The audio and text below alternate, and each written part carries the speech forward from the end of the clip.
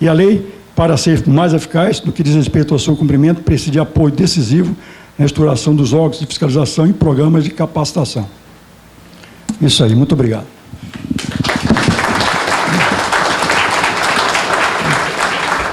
Muito obrigado ao professor Carlos Henrique Medeiros por cumprir o tempo.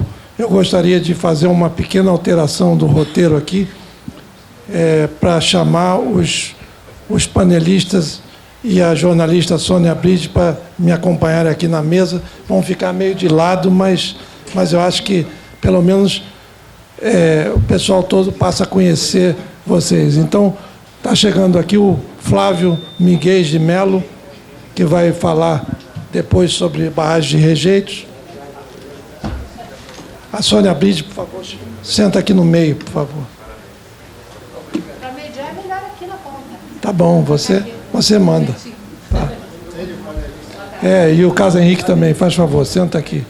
Que aí já fica preparado para a fase de debate depois.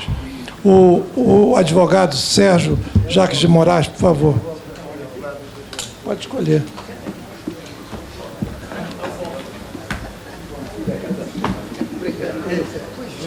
Vamos lá. Pronto, falta só a Marilene Ramos, que está a caminho. Eu queria, então, para não perder mais tempo, já dar prosseguimento, chamar o segundo panelista, que é o Sérgio Jacques de Moraes. O Sérgio Jacques de Moraes é advogado formado na PUC Rio, já há mais de 50 anos. Ele foi presidente do IBRAM e foi procurador do DNPM e já tem sempre trabalhado, desde formado, na área de mineração aqui do Brasil. Então, agradeço a presença e, por favor, pode passar a palavra. Alô. Muito obrigado. Boa tarde a todos. O tempo é curto, então eu vou direto ao assunto. Não sou tão organizado como o baiano ali, que veio com as coisinhas bonitinhas, então eu vou ler alguma coisa e isso fica aí para consultas de quem quiser depois. Para saber se as empresas proprietárias de barragens podem ser responsabilizadas por eventuais mortes e danos ambientais causados por suas barragens, haverá que enfrentar diversos outros problemas, para saber, por exemplo, o que são as pessoas, o que é o ato jurídico, o fato jurídico, a responsabilidade civil e a responsabilidade penal. A vida é vivida por pessoas, tratadas do Código Civil da seguinte forma: toda pessoa é capaz de direitos e deveres na ordem civil. Artigo 1º. Personalidade civil da pessoa começa com o nascimento. A existência da pessoa natural termina com a morte. Serão registrados em registros públicos os nascimentos e óbitos. Portanto, os registros públicos vão deixar estabelecidos os limites do início e do fim da vida, do fim da pessoa. As pessoas jurídicas são de direito público ou de direito privado. As pessoas jurídicas de direito público vou deixar à parte, porque aqui basicamente vai se tratar de uma consequência de uma atividade de uma pessoa jurídica de direito privado. São pessoas jurídicas de direito privado as associações, as sociedades, as fundações, as organizações religiosas e os partidos políticos. As disposições concernentes às associações aplicam-se às sociedades. Começa a existência legal da pessoa jurídica de direito privado com a inscrição do ato constitutivo no respectivo registro. O registro de nascimento da pessoa natural causa o mesmo efeito jurídico. Encerrada a liquidação, quando liquidada a pessoa jurídica, promover-se-á o cancelamento da inscrição da pessoa jurídica ou o atestado de óbito da pessoa jurídica. Há, portanto, pessoas naturais, cujo começo se dá com o nascimento com vida e o término com o óbito, e pessoas jurídicas, cujo nascimento ocorre com o registro do ato constitutivo e o perecimento com a dissolução. Registrada também. Tanto as pessoas físicas quanto as jurídicas podem ser titulares de direitos e de obrigações. Não há direito a que não corresponda a uma obrigação que lhe dá. Ah, eu sou meio desastrado mesmo.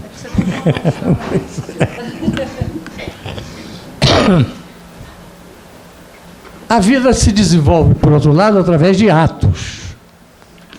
Eu durmo, eu acordo, me alimento, me transporto, etc. Atos que não têm, às vezes, nenhum interesse jurídico, passando a tê-lo quando um fato jurídico pode atingir alguém. Daí nasce o fato jurídico.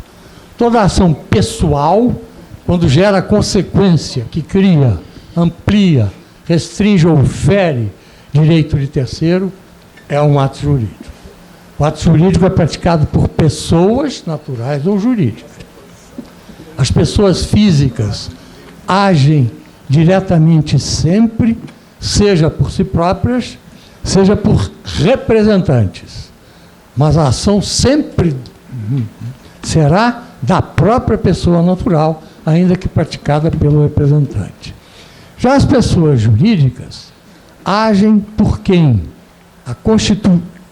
é constituído gestor ou administrador. Daí que se diz que o gestor ou administrador é um presentante e não um representante. Essa expressão foi iniciada por Pontes de Miranda há algum tempinho atrás. Na pessoa jurídica, é um representante da pessoa jurídica, ou seja, é ela mesma, a pessoa jurídica, e não um representante, um terceiro, o que inclui a existência de uma terceira pessoa agindo pela pessoa jurídica. Nada impede, todavia, que a pessoa jurídica também constitua representantes, procuradores, por exemplo, para em seu nome agirem, mas quando... Ainda não, está quase, está só preparar seus próprios nomes, mas em nome da pessoa jurídica que os tem por gestores ou administradores, ou ainda representantes, como no caso dos procuradores. A representação pode operar-se por mandato, cujo instrumento é a procuração, e o mandatário é o procurador. O Código Civil estabelece, opera-se o mandato quando alguém recebe de outrem poderes para, em seu nome, praticar ou administrar interesse. A procuração é o instrumento do mandato. Sempre que o mandatário estipular negócios em nome do mandante, será este o único responsável, ou seja, o mandante. Assim, se a pessoa natural age por si só, mesmo quando representada, a pessoa jurídica age por seus administradores ou gestores, ainda que podendo agir também por representantes, mas os representantes apenas representam e não substituem a pessoa jurídica, de tal forma que os atos praticados pela pessoa jurídica, ainda quando representada, são atos pessoais da pessoa jurídica, ela mesma. Os gestores e administradores não se consideram, para efeitos jurídicos, como pessoas diferentes e distintas da pessoa jurídica, da qual sejam integrantes como representantes. Não consegui.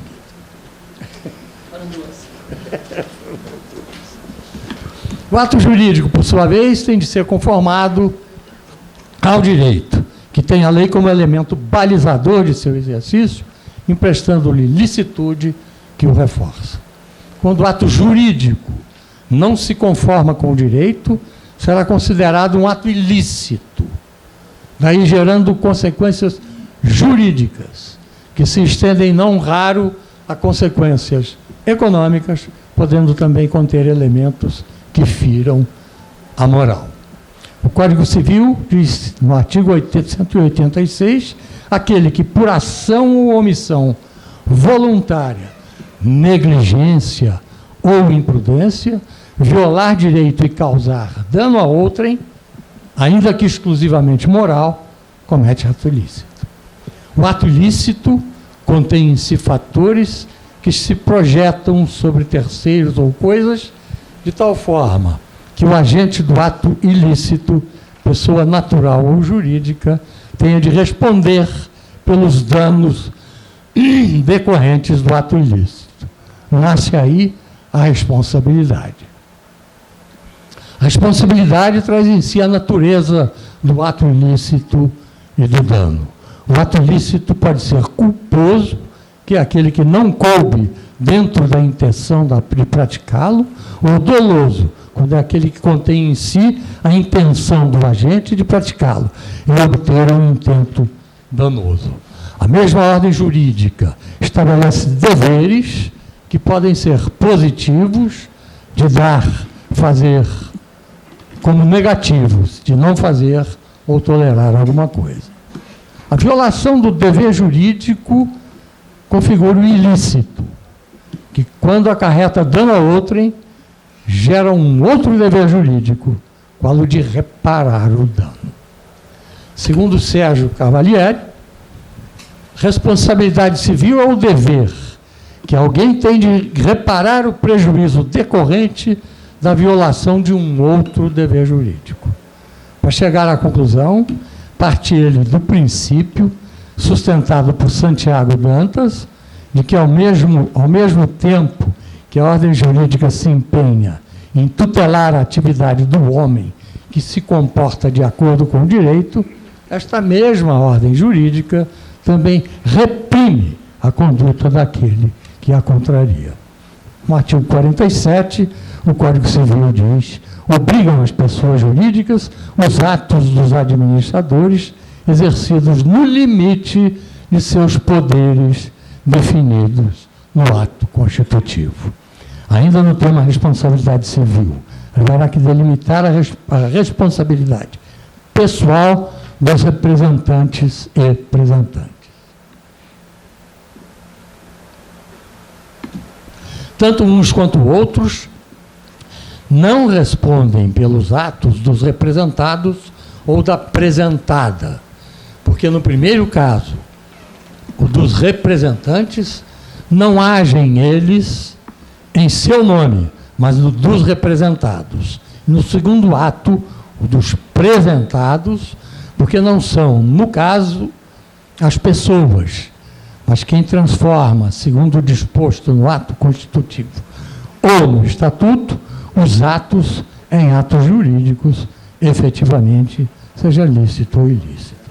A lei das sociedades anônimas, no artigo 158, diz que o administrador não é pessoalmente responsável pelas obrigações que contrai em nome da sociedade e em virtude de ato regular de gestão nos negócios expressamente em nome do mandante, que será, então, o único responsável. Tanto em um caso quanto no outro, somente assumem responsabilidade pessoal os representantes e os presentantes quando a ação conflitar ou exceder com os dispositivos do contrato social, dos estatutos ou da lei. A razão é simples, porque agindo contra os poderes outorgados ou aqueles do cargo, estarão as pessoas praticando ato ilícito, razão pela qual, então, passarão a ter responsabilidade pessoal, não pelos atos praticados, conforme os poderes recebidos, mas por terem infringido as obrigações decorrentes do direito e da lei. A responsabilidade penal não é diferente, e reside a diferença apenas no fato de quando o ato ilícito ultrapassar o ilícito civil, passará então a ter consequência penal. Basicamente, o Código Penal é quem estabelece o crime, a pena e a aplicação da pena. A complexidade do direito penal, especialmente do Código Penal, resulta apenas no caso da pessoa jurídica e da forma de aplicação da lei. No Código Penal, as penas são privativas de liberdade, restritivas de direito e de multa. As penas restritivas da liberdade são a reclusão e a detenção. As restritivas de direitos são a prestação pecuniária, perda de bens e valores, a interdição temporária e a interdição temporária. Limitação de fim de... Há uma que chama limitação de fim de semana, enquanto a multa será fixada na sentença. No que concerne a pessoa jurídica, então, o problema será como aplicar a pena restritiva de liberdade, já que a pessoa jurídica não tem existência física que se possa mover de um lado a outro. Todavia, as demais penas podem ser aplicadas havendo no Código Penal e no Código de Processo Penal os instrumentos jurídicos para que assim se o faça. Há leis diversas que dizem ter a pessoa jurídica responsabilidade penal. A Lei 9605, artigo 3º, diz que as pessoas jurídicas serão responsabilizadas administrativa, civil e penalmente, conforme o disposto nesta lei, nos casos em que a infração seja cometida por decisão de seu representante legal ou contratual ou de seu órgão colegiado no interesse ou benefício de sua entidade. Entretanto, no que concerne as pessoas jurídicas, a mesma lei diz, no artigo 21,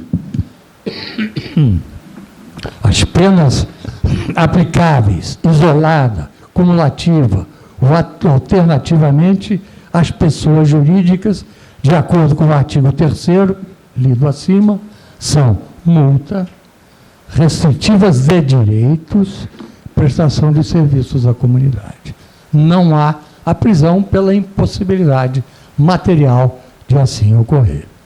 O Código de Mineração contém dispositivos dando responsabilidade ao minerador pelos danos e prejuízos causados a terceiros pelo exercício da atividade. O sistema jurídico brasileiro, portanto, confere responsabilidade ao minerador e o obriga a compor os danos e prejuízos causados.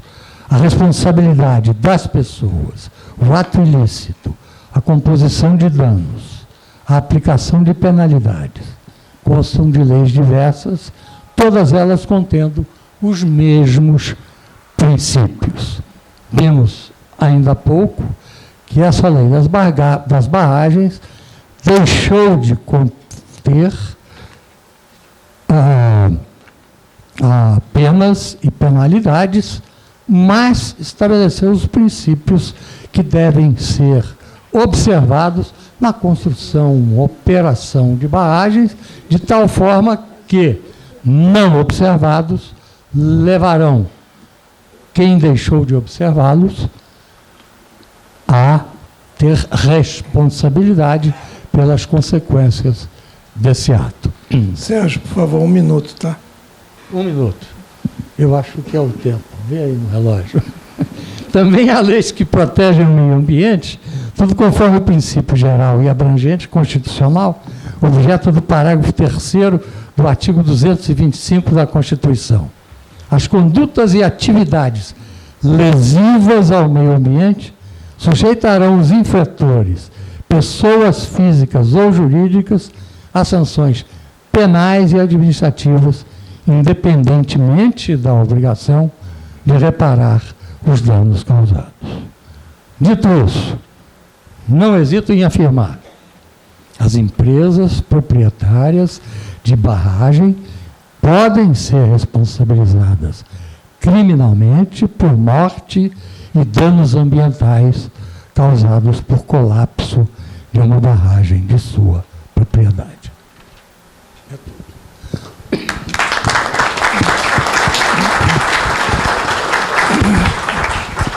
Muito obrigado, Sérgio. Desculpa, mas a minha função aqui é tentar manter o tempo para poder dar oportunidade aos demais. Muito obrigado pela aula de direito que nós, engenheiros, acabamos de ter. Então, prosseguindo, queria chamar o engenheiro Flávio Miguel de Melo, que é engenheiro civil e mestre em geologia, formado na Universidade Federal do Rio de Janeiro, onde depois ele, por muitos anos, lecionou a disciplina barragens. O Flávio atualmente é consultor independente, presidente honorário do CBDB e diretor da ANE, Academia Nacional de Engenharia. Por favor, Flávio. O Flávio vai falar sobre as barragens de rejeitos e as características de projeto e construção no Brasil e no exterior. Boa noite a todos. Queria parabenizar a iniciativa do Francis Bogossian de organizar esse evento com outras pessoas